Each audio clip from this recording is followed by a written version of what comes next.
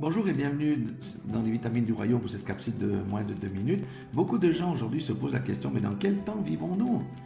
C'est vraiment très particulier. Ben non, ce n'est pas particulier parce que la Bible en parle clairement.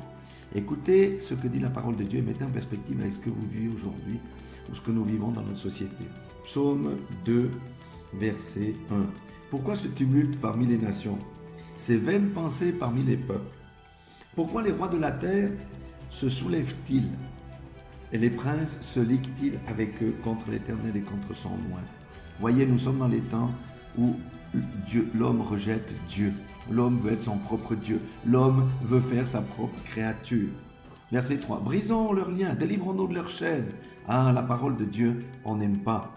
Celui qui siège dans les cieux rit, le Seigneur se moque d'eux, puis il leur parle dans sa colère. Amen. Et il dit ici à propos de Jésus, tu les briseras avec une verge de fer, au verset 9.